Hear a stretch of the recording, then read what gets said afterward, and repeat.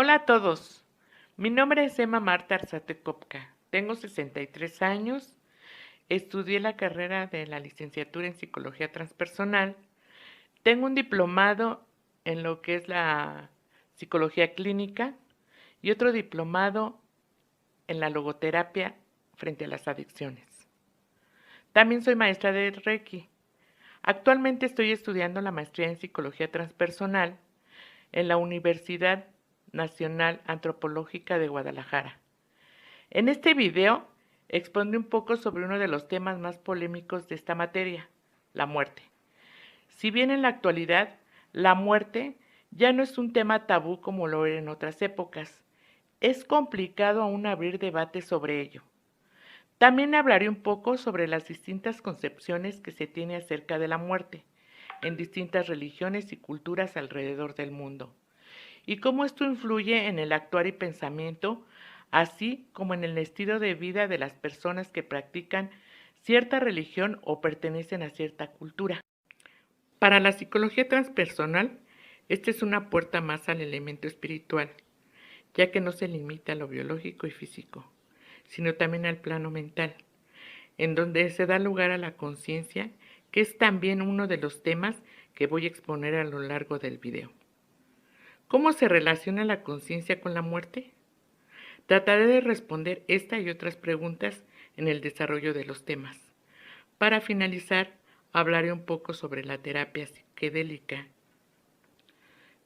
qué es, cómo surge y cómo podría este tipo de terapia ayudar en el proceso de la muerte, en un paciente con enfermedad terminal o bien desahuciado.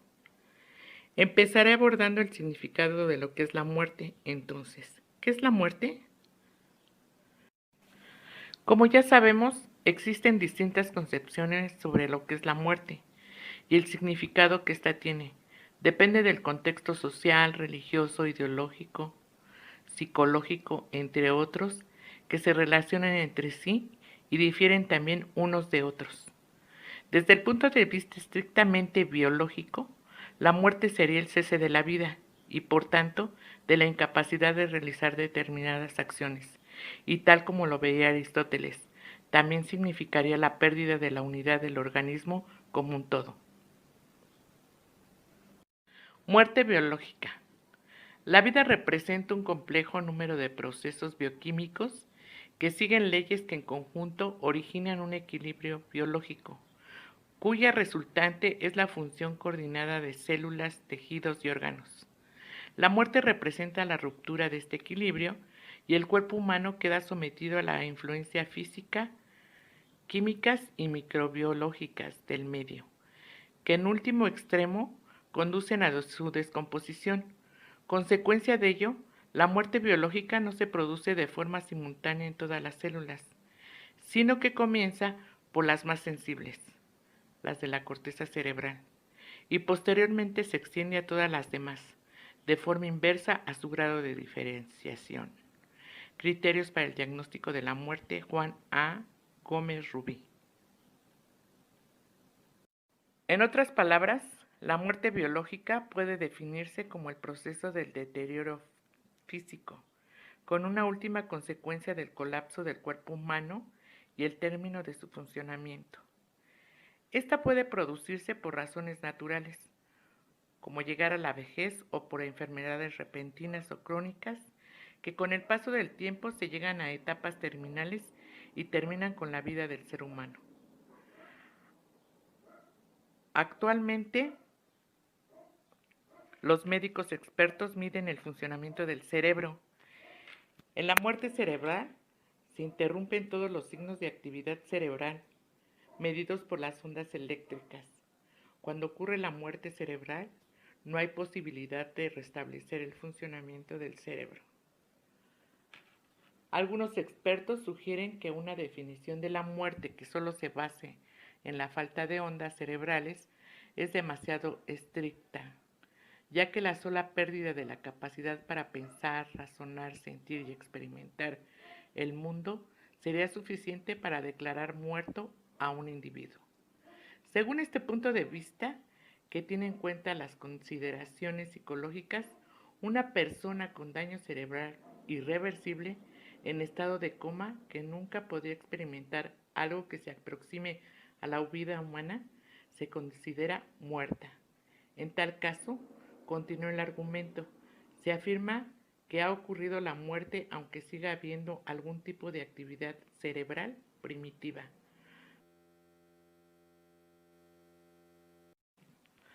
Ahora bien, veamos la muerte desde la concepción de la psicología transpersonal. ¿Acaso somos los seres humanos inmortales? Es sabido que el pensamiento transpersonal concibe al ser humano como una unión de elementos, cuerpo, mente y espíritu.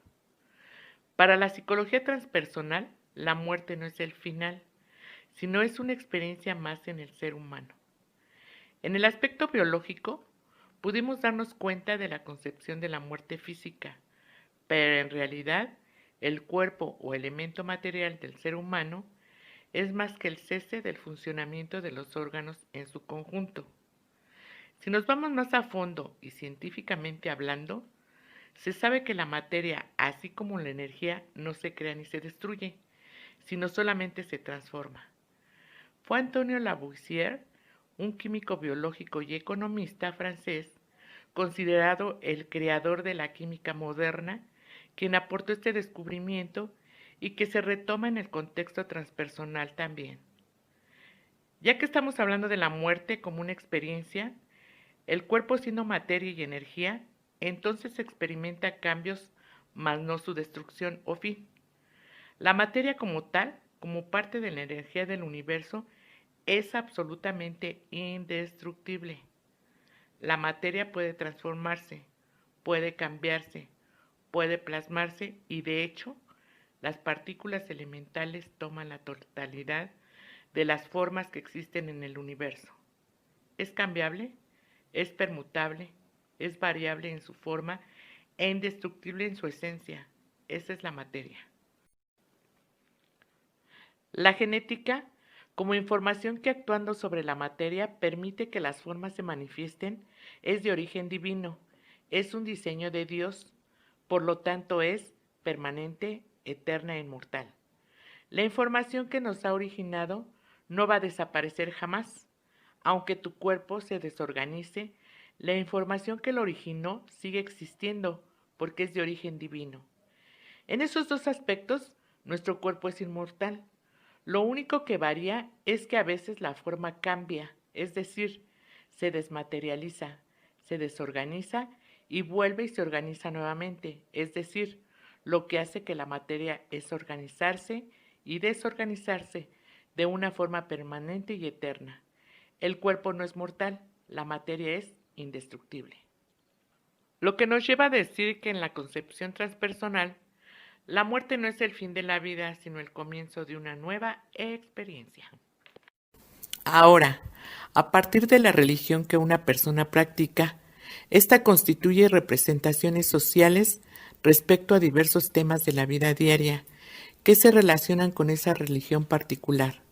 Uno de estos temas es el fenómeno de la muerte, que se supone compartan la misma concepción al respecto personas que profesan una misma religión. El sistema de creencias de las personas de los grupos humanos determina la forma en la que asume la realidad, traduciéndose así como una disposición a actuar con base en los razonamientos que se han formado. Es particularmente difícil hablar de la muerte. En primer lugar, porque solo se tiene experiencia de la muerte del otro, la que obviamente no es materia de la propia experiencia. Pero aún así, la muerte del otro despierta la conciencia de la separación definitiva, absoluta e incondicionada. Las creencias son interpretaciones que las personas dan a los acontecimientos a través de las cuales se integra y organiza la información del mundo interior y exterior en estructuras sistemáticas que simplifican la realidad, permitiéndole así tomar decisiones respecto a los sucesos que ocurren.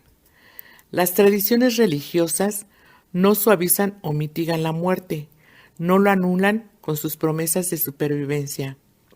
La asumen con la totalidad de su peso en toda su masividad indiscutible y sin resquicio. Las tradiciones religiosas utilizan estratégicamente la muerte para conducir a un conocimiento sentir, que es la paz y gozo precisamente porque asumen la muerte lúcidamente y sin paliativos. Así pues, las religiones no ahorran a los hombres enfrentarse con la muerte. Por el contrario, afrontarla en toda su irremediable verdad es el comienzo de la sabiduría. Por religión se entiende el conjunto de relaciones teóricas y prácticas entre el hombre y una potencia superior de quien aquel se siente depender y a quien tributa actos de culto, ya sea individual, ya sea colectivo. El judaísmo es cultura religiosa de los judíos, conocidos también como el pueblo de Israel. Es una de las religiones más antiguas de la historia. Los términos judaísmo y religión no existían en el hebreo premoderno. Los judíos hablaban de la Torá, leyes que Dios reveló a Israel y en las que se ofrecía una visión del mundo y una manera de vivir. La senda que se debía seguir por el mundo, las leyes, costumbres y prácticas judías.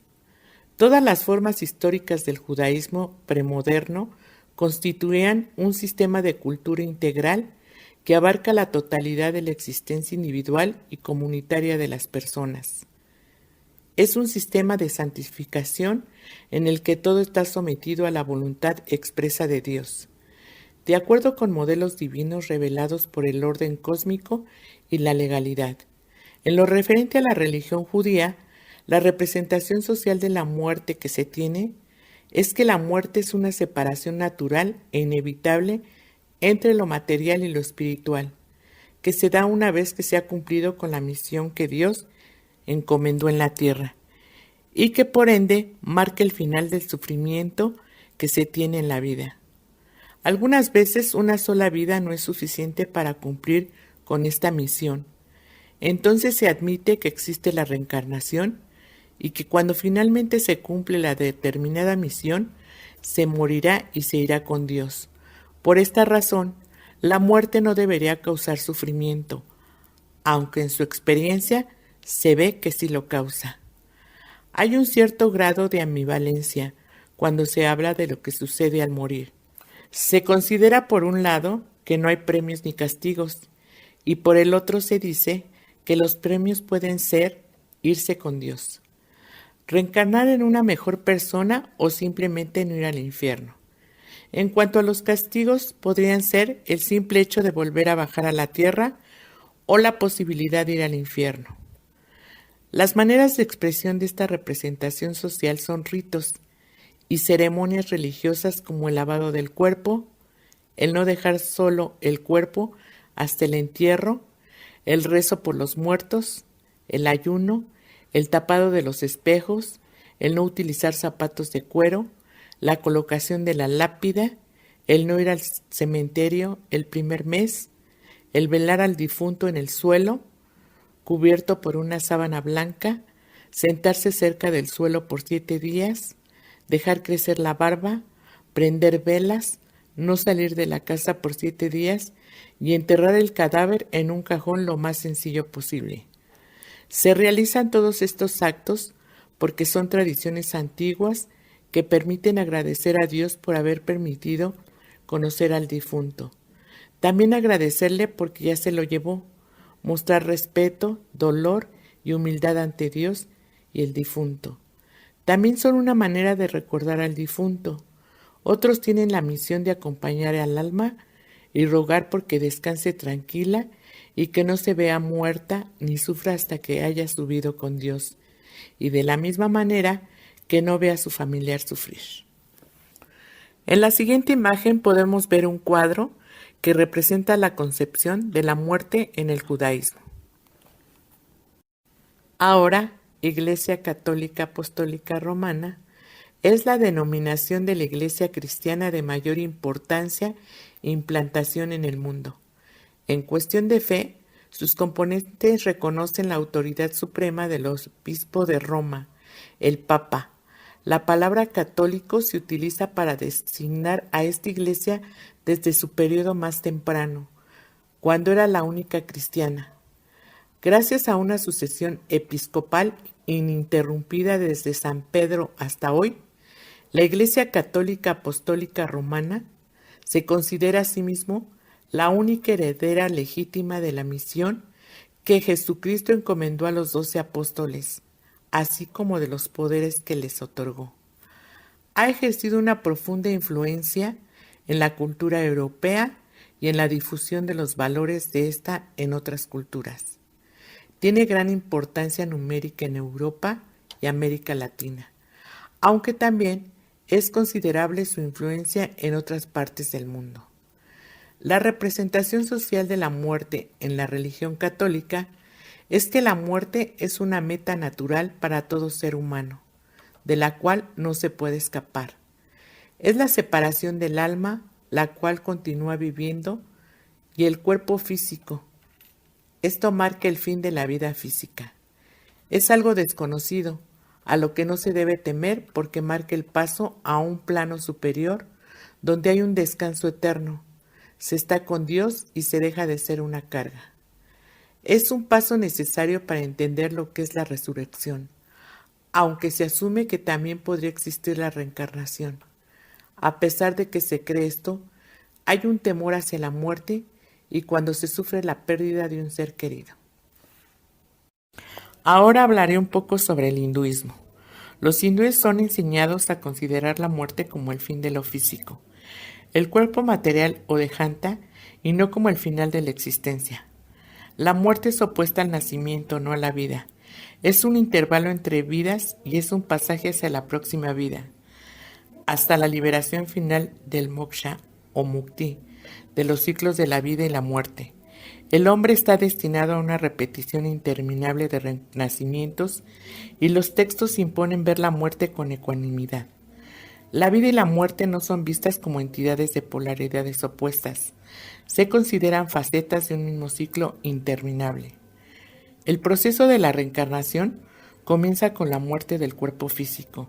La persona se separa de su buloka, el cual ha sido el hogar terrenal de su alma cuando estaba vivo, y ahora esa entidad pasa al mundo astral temporal para completar su continuidad. Este mundo intermedio o antarloka se subdivide a su vez en cielo, infierno y un mundo de espíritus, intermedio o pretaloka, donde la mayoría de las almas permanecen esperando su transición al cielo o al infierno antes de renacer. Los cielos y los infiernos no son sitios de dicha o condena eterna, es solo una etapa donde el alma del individuo disfruta o sufre las consecuencias de sus buenos o malos actos. Según la opinión de algunos, el hecho de que un alma vaya al cielo o al infierno no solo depende de su balance kármico, sino también de sus últimos deseos al momento de morir. Estos tendrán una poderosa influencia en la creación de su próxima vida y determinarán el lugar donde renacerán. El hinduismo, religión que siguen unos 750 millones de personas en todo el mundo, sostiene que existe vida después de la muerte, pero no como la ven los cristianos y musulmanes, en un paraíso terrenal. Los hinduistas creen en la reencarnación después de la muerte. El alma renace en este mundo, aunque no necesariamente en un cuerpo humano. Es el karma resultante de acciones pasadas el que determina el tipo de renacimiento. La meta final de la vida, sin embargo, es la liberación del ciclo de vidas en este mundo material y la entrada en el nirvana o paraíso. Los hinduistas creen que pueden salvarse de 3 maneras: cumpliendo con los deberes propios y familiares, logrando un estado de conciencia mediante la meditación en el que nos damos cuenta de la identidad con Brahma y por último obtener la ayuda de un Dios. Lo que es más sorprendente acerca de la muerte en la tradición hindú es la importancia de la familia y los lazos familiares aún después de muerto. Al morir, inmediatamente se llevan a cabo rituales a diario para ayudar al espíritu, el cual se encuentra confuso y desorientado, a separarse de la tierra y así romper todos los lazos con su existencia previa. El 10º día, por ejemplo, se ofrecen pindas o bolas de arroz o harina, que simbólicamente reconstituyen miembros específicos hasta que el cuerpo astral se completa el 13º día. Además de esto, periódicamente se realizan rituales y sacrificios en los hogares, en ciertas épocas del año, que se llevan a cabo por el bienestar de los espíritus ancestrales, cuyo objetivo es mantener el lazo entre los vivos y los muertos.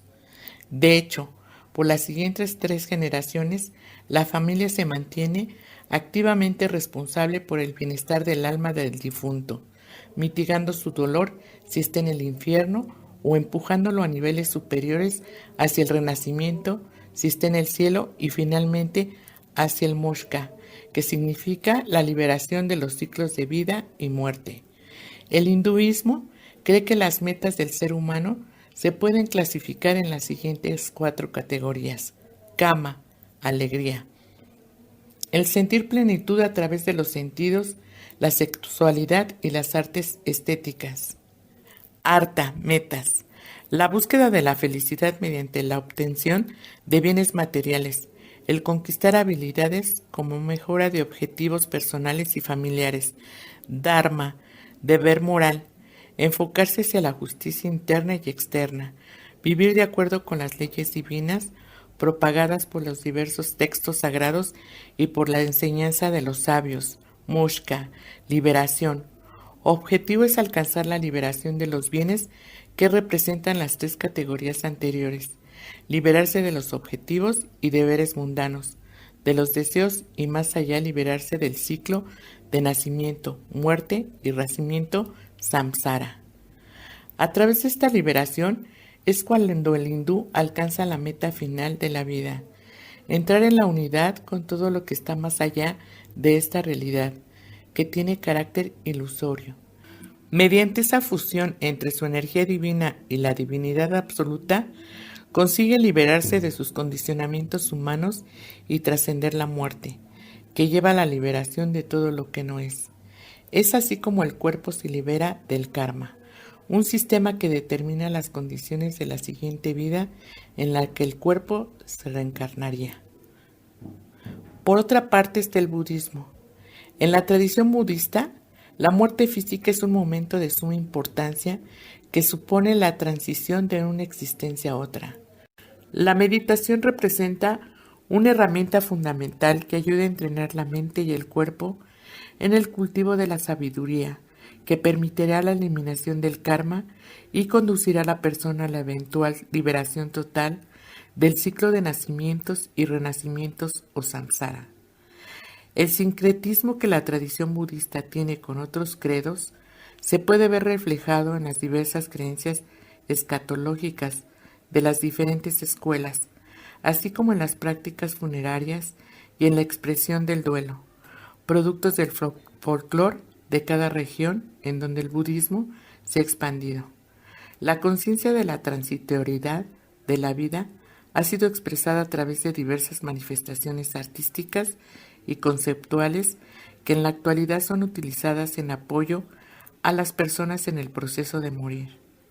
En el budismo, la muerte es un proceso en el que los elementos externos o internos que condicionan la conciencia al devenir en el ciclo del samsara se van disolviendo por etapas. En el budismo tibetano en general, la muerte se estudia como parte de un ciclo de enseñanzas sobre el bardo, que se traducen como entre el o intermedio, en palabras del Lama Yinpa Gyatso. El auténtico significado de la palabra hace referencia a un intervalo, a esa especie de espacio muerto, de laguna, de tránsito, que se presenta cuando algo ha terminado y antes de que algo nuevo comience. De este modo, la experiencia misma del morir implica un momento de gran importancia para todo practicante budista, ya que si bien las condiciones de los posibles renacimientos están condicionados por la calidad del karma de la persona, se cree que si en el momento de la muerte la persona reconoce la naturaleza ilusoria de la mente, durante la experiencia de la muerte puede alcanzar un estado mental virtuoso que le permita alcanzar la budeidad o la liberación del samsara.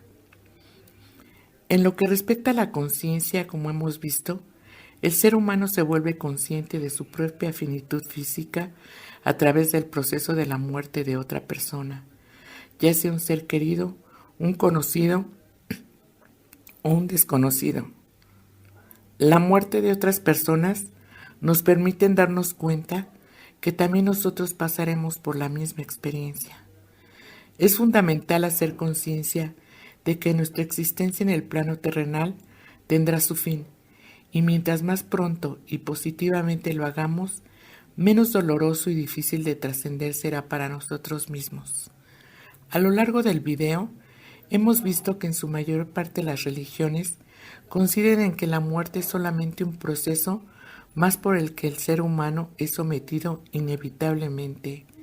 La conciencia nos permitirá evolucionar en cuanto a la ideología que tenemos de nuestra propia muerte, y con ello a realizar cambios de juicios y actitudes ante la vida tal como la conocemos. Esto puede generar grandes cambios e incluso nos podría llevar a lograr una autorrealización que va más allá del aspecto material, enfocándonos a nuestra parte espiritual.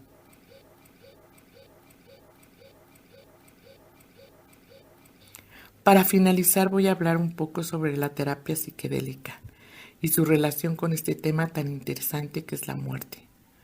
La terapia psicodélica no es nada nuevo y que a pesar de no ser aceptada en algunos círculos académicos, ha procurado generar estudios rigurosos y profundos, dando como resultado una visión mucho más amplia de la naturaleza humana, de los procesos psíquicos y los procesos espirituales por los que atraviesa el ser humano en su existencia. A través de este tipo de terapia se pueden generar grandes transformaciones individuales que conllevan a transformaciones grupales y sociales. Primero quisiera de manera resumida exponer lo que son los ENOC o estados no ordinarios de conciencia. Primeramente se sabe que el ser humano es consciente o se vuelve consciente de sí mismo a través de sus pensamientos y de la interacción con otras personas.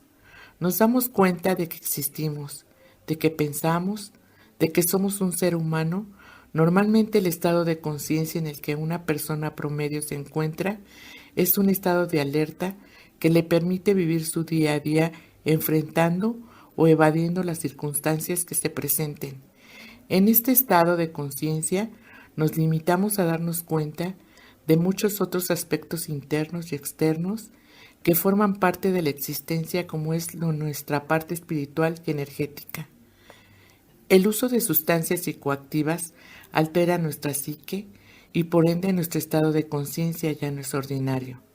Es aquí en donde se experimentan estados de conciencia que nos permiten ver nuestra propia existencia desde una perspectiva más profunda, más universal y de cierta forma conectar con la parte espiritual. Esto puede ayudar a comprender nuestra existencia y trascender los problemas que nos atan y nos hacen sufrir, así como el apego y las emociones. Tal es el beneficio que se puede obtener de experimentar y reflexionar mediante estas sustancias que se llegó a desarrollar una terapia que incluía el LSD como herramienta para trabajar con pacientes que se encuentran en crisis. Los estados no ordinarios de conciencia, inducidos voluntariamente, son un tema de interés para la psicología transpersonal. Estos son estados en los que se reducen las defensas del yo, posibilitándose la emergencia de material inconsciente a la conciencia. Por esto se podrían considerar como auténticas expresiones de la psique que revelan su funcionamiento en dimensiones que de una forma ordinaria no están disponibles para su observación y estudio. En general, experimentamos la vida desde un punto de vista muy limitado. Este es el llamado estado normal. Sin embargo, mediante los alucinógenos, la percepción de la realidad puede cambiar radicalmente y expandirse. Es precisamente a través del potencial curativo que posibilitan estos estados que se pretende llegar a una integración de los niveles mental, físico, espiritual y emocional, generando en la persona una visión diferente de sí mismo, del mundo y de los demás. Esta integración le permitirá al ser humano fluir en la experiencia y visualizar con claridad cada acontecimiento interno y externo, pasando a los territorios de la realización transpersonal y la trascendencia. La terapia psicodélica históricamente está relacionada con el desarrollo de un único programa de tratamientos con LSD en alcohólicos, llevando a cabo a principios de los años 50 por Hoffer y Osmond en Saskatchewan, Canadá. En 1976, Pankey contribuye con la evolución de la terapia psicodélica al resumir las características básicas de las experiencias cumbres psicodélicas, espontáneas en su nueva categoría mística. 1. Sentimiento de unidad. 2. Trascendencia del tiempo y el espacio. 3. Afecto positivo fuerte. 4. Sensación de realidad y objetividad de la experiencia. 5. Sacralidad. 6. Inefabilidad que es imposible expresar en palabras. 7. Sensación paradójica. 8. Fugacidad. 9. Cambios positivos en las actitudes y comportamiento. Esta imagen podría interpretarse como un intento de plasmar en imagen algunas de las características de la experiencia cumbre psicodélica propuesta por Pankey 1976, el sentimiento de unidad, afecto positivo fuerte, inefabilidad. A lo largo de la historia de la psicoterapia, se pueden distinguir 4 conceptualizaciones científicas respecto del uso en contextos clínicos de la LSD, MDMA y psilocibina. Son las terapias psicotomimética, hipnodélica, psicolítica y psiquedélica. Las experiencias con sustancias psicoactivas como la LSD, psilocibina y MDMA son sumamente específicas de la personalidad del sujeto. Representan de manera condensada y simbólica sus problemas emocionales más importantes y están estrechamente relacionadas con diversas situaciones relevantes de su historia pasada y de la situación de su vida actual. De esta forma, estos fármacos pueden ser una herramienta para el diagnóstico psicodinámico, puesto que tienden a activar de forma selectiva material inconsciente que tiene una fuerte carga emocional. Incluso una sola exposición a estas sustancias permite identificar las áreas de conflicto más importantes, revelar la estructura dinámica profunda de los síntomas clínicos y ayuda a diferenciar entre los problemas relevantes e irrelevantes. Respecto de la experiencia cumbre psicodélica, es relevante señalar que Grof la considera un mecanismo terapéutico que suele adoptar la forma de una secuencia de muerte-renacimiento con los subsiguientes sentimientos de unidad cósmica. Para incrementar la probabilidad del acontecimiento de una experiencia cumbre, se pueden combinar diversos elementos. Se puede preparar a la persona antes de la sesión con la droga, de tal forma que ésta no se centre en analizar los aspectos psicopatológicos que le preocupan, sino que más bien se intenta que trascienda sus síntomas clínicos para que logre conectarse con una experiencia cumbre. En términos específicos, se revisa su historia de vida, se comprenden sus síntomas y se les ayuda a centrarse en aquellos factores de la personalidad que podrían representar serios obstáculos para alcanzar esta experiencia. Lo anteriormente señalado da cuenta de que el propósito de esta técnica era producir una experiencia que tuviera una influencia tremenda en el paciente, de tal forma que modificara las perspectivas de sí mismo y de la vida en general. El riesgo al aplicar este método era que el terapeuta tenía que estar preparado para rescatar a la persona si se ponía demasiado ansiosa o se aterrorizaba mientras estaba bajo el efecto de la droga. Esta modalidad de psicoterapia se utilizó para el tratamiento de enfermos mentales y en fases terminales de enfermos de cáncer. Específicamente en enfermos terminales, la experiencia con sustancias psicodélicas generan una supresión de fronteras del yo, en la que éste se funde con lo que la rodea, provocando así una experiencia de éxtasis, de unión casi mística derivada de la pérdida de individualidad. En este sentido y en el ámbito psicoterapéutico, la función coadyuvante de los psicodélicos resultó ser muy prometedora, pues reducía la ansiedad y el malestar psicológico de estos pacientes de una forma difícil de alcanzar de otro modo. Al respecto, cabe señalar que el bienestar espiritual y existencial se reconocen como determinantes importantes en la calidad de vida de personas que requieren cuidados paliativos o que se encuentran en fases terminales de cáncer. Además, la disminución del bienestar espiritual se ha asociado a una menor tolerancia a los síntomas físicos, mientras que un aumento de la sensibilidad del sentido de la vida y la espiritualidad han mostrado un incremento de la tolerancia del individuo a mayores grados de dichos síntomas. En esta última diapositiva les dejo las referencias bibliográficas que consulté para la realización de este trabajo.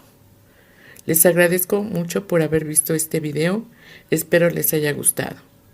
Deja tu comentario y suscríbete para más videos.